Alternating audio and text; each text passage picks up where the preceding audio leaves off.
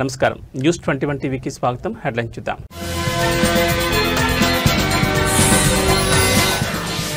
Jubilee hills ఉప ఎన్నిక Congress party అభ్యర్థిగా నవీన్ యాదవ్ పేరు ఖరారు.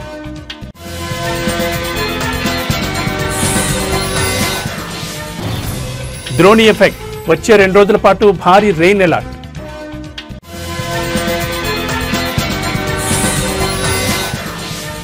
విజయవాడ హైదరాబాద్ హైవే విస్తరణ కిలోమీటర్కు 45 కోట్ల అంచనా.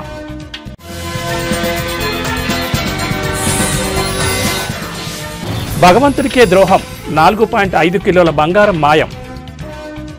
జూబ్లీహిల్స్ అసెంబ్లీ నియోజకవర్గం ఉప ఎన్నికకు కాంగ్రెస్ పార్టీ తమ అభ్యర్థిగా నవీన్ యాదవ్ పేరును ఖరారు చేసింది. దీనికి సంబంధించిన ఏఐసీసీ అధికారిక ప్రకటనను విడుదల చేసింది.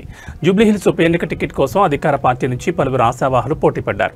తెలంగాణ కాంగ్రెస్ నేతలు పార్టీ యువ నాయకుడు నవీన్ యాదవ్, మాజీ ఎంపీ అంజన్ కుమార్ యాదవ్, సిఎన్ రెడ్డి పేర్లను అధిష్టానానికి పంపించారు. మాజీ మేయర్ బొంతు రామ్మోహన్ పేరు కూడా పరిశీలనలో ఉన్నప్పటికీ ఆయన పోటీలో లేనని నిన్న స్పష్టం చేశారు. ఈ నేపథ్యంలో అధిష్టానం వారి పేర్లను పరిశీలించి నవీన్ యాదవ్ పేరును ఖరారు చేసింది. జూబ్లీహిల్స్ అసెంబ్లీ స్థానానికి ఉప ఎన్నికల షెడ్యూల్ను ఎన్నికల సంఘం నిన్న విడుదల చేసింది. నవంబర్ 11వ తేదీన పోలింగ్ జరగనుండగా 14న ఓట్ల లెక్కింపు ఉంటుంది. సిట్టింగ్ ఎమ్మెల్యే మాగంటి గోపీనాథ్ మరణించడంతో జూబ్లీహిల్స్ ఉప ఎన్నిక అనివార్యమైంది.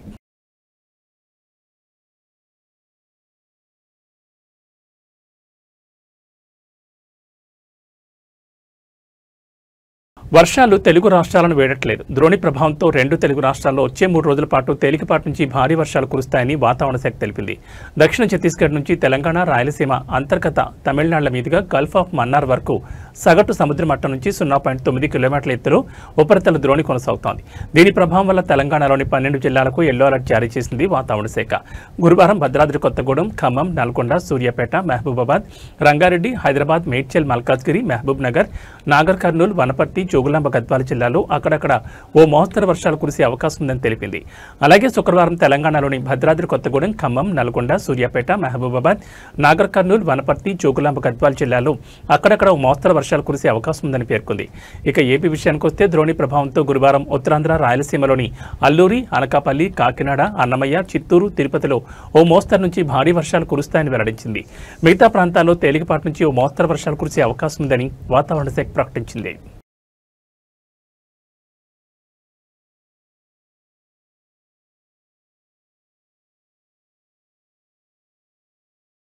2 తెలుగు రాష్ట్రాల మధ్య అత్యంత కీలకమైన హైదరాబాద్ విజయవాడ జాతీయ రహదారి 6 వరుసల విస్తరణ పనులు ఊపందుకున్నాయి. ఈ ప్రాజెక్టుకు సంబంధించిన సమగ్ర ప్రాజెక్టు నివేదికను నవంబర్ 1 లేదా 2వ వారంలోగా పూర్తి చేయాలని అధికారులు లక్ష్యంగా పెట్టుకున్నారు. అనంతరం వచ్చే ఏడాది మార్చి నాటికి టెండర్ల ప్రక్రియను ముగించి వెంటనే నిర్మాణ పనులను ప్రారంభించేందుకు సన్నాహాలు చేస్తున్నట్లు అధికారిక వర్గాలు వెల్లడించాయి. తెలంగాణలోని దండు మల్కాపూర్ సమీపంలోని ఆందోల్ మైసమ్మ ఆలయం నుంచి ఆంధ్రప్రదేశ్లోని విజయవాడ కనకదుర్గమ్మ గుడి వరకు మొత్తం 231.32 కిలోమీటర్ల మేర ఈ రహదారిని విస్తరించనున్నారు. ఈ భారీ ప్రాజెక్టు కోసం మొత్తం 10,391.53 కోట్లు అవసరమవుతాయని ప్రాథమికంగా అంచనా వేశారు. ఇందులో నిర్మాణ పనులకు 6,775.47 కోట్లు, భూసేకరణ వంటి ఇతర అవసరాలకు 3,616.06 కోట్లు కేటాయించారు. దీని ప్రకారం కిలోమీటర్ నిర్మాణానికి సగటున 44.92 కోట్లు ఖర్చు చేయనున్నారు.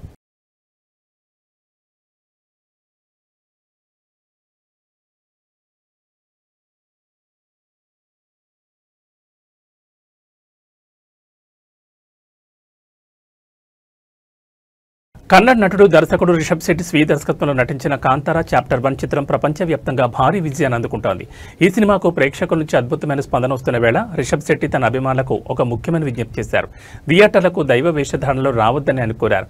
కాంతారా సినిమా చూసేందుకు కొందరు ఉత్సాహవంతులైన అభిమానులు చిత్రంలోని దైవం తరహా వేషధారణతో థియేటర్లకు వస్తున్నారు. ఈ విషయం రిషబ్ శెట్టి దృష్టికి వెళ్లడంతో ఆయన స్పందించారు. దైవ వేషధారణ అనేది తమ సంప్రదాయంలో అత్యంత పవిత్రమైందని, దానికి ఎంతో ఆధ్యాత్మిక ప్రాముఖ్యత ఉందని ఆయన గుర్తు చేశారు. ఈ విషయం ఆయన మాట్లాడుతూ దైవ వేషధారణ మన సంప్రదాయంలో చాలా పవిత్రమైన అంశం. దానికి సంబంధించిన భక్తిని, ఆధ్యాత్మికతను మనం అందరం గౌరవించాలి. సినిమా థియేటర్లకు దైవ వేషాలతో రావడం ఆ సంప్రదాయాన్ని వక్రీకరించినట్లు అవుతుంది. దయచేసి అలాంటి పనులు చేయకండి. మనం ఆ పుణ్యాన్ని, పవిత్రతను కాపాడుకోవాలని అభిమానులను అభ్యర్థించారు. కాంతారా సినిమా కథ కూడా సంప్రదాయాలు, నమ్మకాల చుట్టూనే తిరుగుతుందని, కాబట్టి అభిమానులు ఈ విషయాన్ని అర్థం చేసుకుని తన విజ్ఞప్తిని గౌరవించాలని ఆయన కోరారు. ప్రస్తుతం రిషబ్ శెట్టి చేసిన ఈ వ్యాఖ్యలు సోషల్ మీడియాలో వైరల్ అవుతున్నాయి. ఆయన అభిప్రాయాన్ని పలువురు అభిమానులు, నెటిజన్లు సమర్థిస్తూ సంప్రదాయాన్ని గౌరవించాలని ఆయన ఆలోచనను ప్రశంసిస్తున్నారు.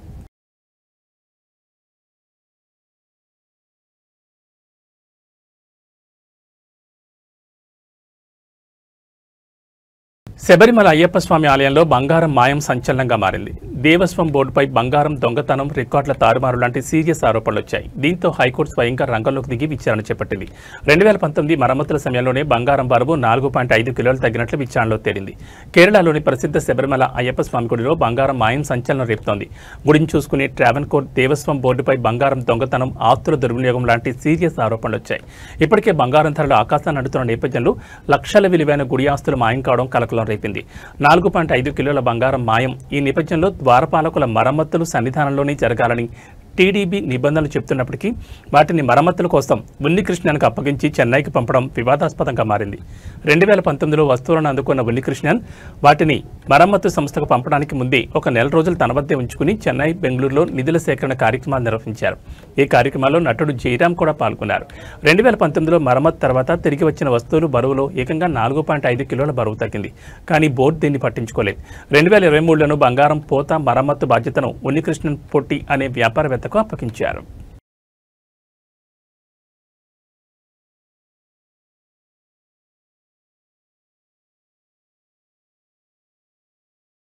బీసీ రిజర్వేషన్లపై విచారణను తెలంగాణ హైకోర్టు ఇవాళ మధ్యాహ్నం 2:15 వాయిదా వేసింది. బీసీ రిజర్వేషన్లపై విచారణ తెలంగాణ హైకోర్టు గురువారం మధ్యాహ్నం 2:15 వాయిదా వేస్తూ నిర్ణయం తీసుకుంది. తెలంగాణ ప్రభుత్వం తరపున మరికొన్ని వాదనలు వినిపిస్తామని అడ్వకేట్ జనరల్ న్యాయమూర్తులను కోరారు. బీసీ రిజర్వేషన్లపై ప్రభుత్వం తరపున అడ్వకేట్లు బలమైన వాదనలు వినిపించారు. సార్, ఈ వార్త అయిపోద్ది సార్, ఇవాళ మధ్యాహ్నానికి తీసేయండి ఈ వార్తని.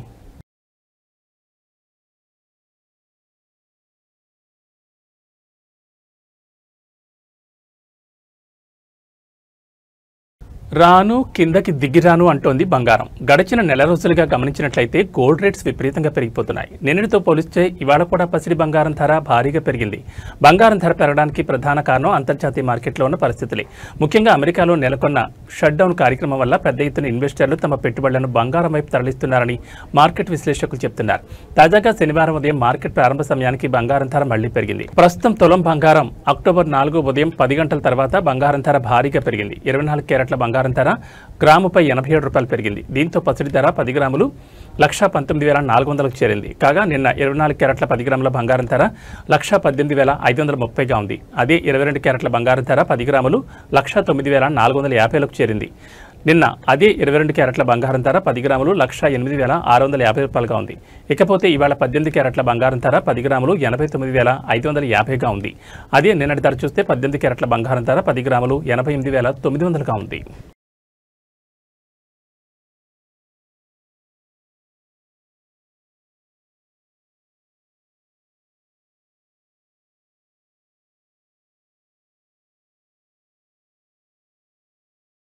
ఆంధ్రప్రదేశ్ రాష్ట్ర ప్రభుత్వం మరో కీలక నిర్ణయం తీసుకుంది. అనాథలు, నిరాశ్రయులు, వృద్ధుల కోసం అమలు చేసే అమృత ఆరోగ్య పథకం విస్తరించాలని నిర్ణయించింది. ఈ మేరకు రాష్ట్ర ప్రభుత్వం కీలక ఆదేశాలు జారీ చేసింది.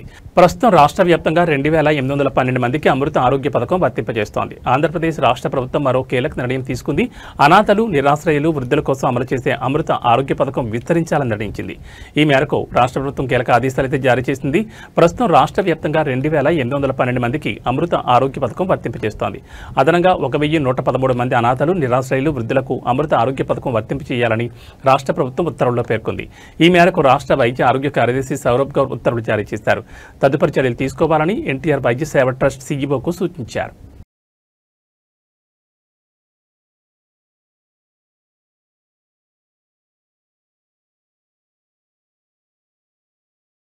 ఆంధ్రప్రదేశ్ ప్రభుత్వం, ఇన్ఫోసిస్ సంయుక్తంగా ఇన్ఫోసిస్ స్ప్రింగ్ బోర్డ్ కార్యక్రమాన్ని ప్రారంభించాయి. ప్రభుత్వ పాఠశాలలో 6 నుంచి 9వ తరగతి విద్యార్థులకు ఉచిత ట్యాబ్లు పంపిణీ చేసి వారిలో సాంకేతిక నైపుణ్యాలను పెంపొందించడం లక్ష్యం. డిజిటల్ పాఠ్యాంశాలతో విద్యార్థులు తమ అభ్యసనాన్ని మెరుగుపరుచుకుంటుంటారు.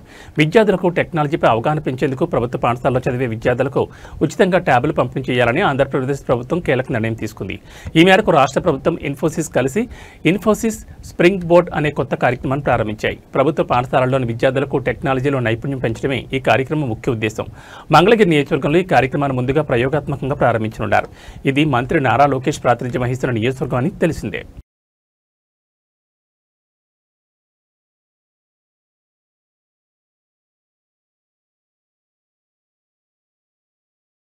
పాకిస్తాన్ ఆర్థిక వ్యవస్థ తీవ్ర సంక్షోభంలో కూరుకుపోయిందని, ఆ దేశం దుర్భర దారిద్ర్యంలో కొట్టుమిట్టాడుతోందని ప్రపంచ బ్యాంక్ వెల్లడించింది. అంతర్జాతీయ ద్రవ్యనిధి వంటి సంస్థల నుంచి భారీగా రుణాలు తీసుకుంటున్నా దేశంలో పేదరికం తగ్గకపోగా మరింత తీవ్రమవుతోందని తీవ్ర ఆందోళన వ్యక్తం చేసింది. దేశంలో అమలవుతున్న ఆర్థిక వృద్ధి నమూనా పూర్తిగా విఫలమైందని, పేదల జీవితాలను మెరుగుపరచడంలో ఘోరంగా విఫలమైందని స్పష్టం చేసింది. ఈ మేరకు reclaiming momentum towards prosperity, Pakistan's poverty, equity and resilience assessment పేరుతో సెప్టెంబర్ 23న విడుదల చేసిన నివేదికలో కీలక విషయాలు వెల్లడించింది. ఈ నివేదిక ప్రకారం పాకిస్తాన్లో పేదరికం హెడ్ కౌంట్ నిష్పత్తి గత 8 సంవత్సరాల్లో ఎన్నడూ లేనంత గరిష్ట స్థాయికి అంటే 25.3% చేరింది. కేవలం 2023 నుంచి చూస్తేనే ఇది 7% పెరుగుదల కావడం పరిస్థితి తీవ్రతకు అద్దం పడుతోంది. ఒకప్పుడు పాకిస్తాన్ పేదరిక నిర్మూలనలో గణనీయమైన పురోగతి సాధించింది. 2001లో 64.3%గా ఉన్న పేదరికాన్ని 2018 నాటికి 21.9%కి తగ్గించగలిగింది. 2015 వరకు ఏటా 3% చొప్పున పేదరికం తగ్గుముఖం పట్టినా ఆ తర్వాత దాని వేగం సంవత్సరానికి 1% కంటే తక్కువకు పడిపోయింది. అయితే ప్రభుత్వాల విధానాలు, వరుస సంక్షోభాల కారణంగా కష్టపడి సాధించిన ఈ ప్రగతి పూర్తిగా తలకిందులైందని ప్రపంచ బ్యాంక్ తన నివేదికలో పేర్కొంది.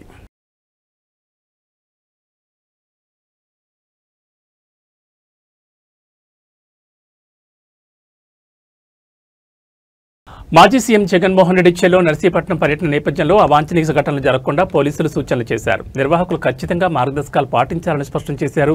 హైవేలు, కూడళ్లలో ట్రాఫిక్ అంతరాయం కలిగేలా జన సమీకరణ చేయకూడదని తెలిపారు. ఎలాంటి అవాంఛనీయ సంఘటనలైనా నిర్వాహకులే పూర్తి బాధ్యత వహించాలన్నారు. మెడికల్ కాలేజ్ ప్రాంగణంలోనూ సామర్థ్యానికి మించి జనాలను సమీకరించకూడదని పేర్కొన్నారు.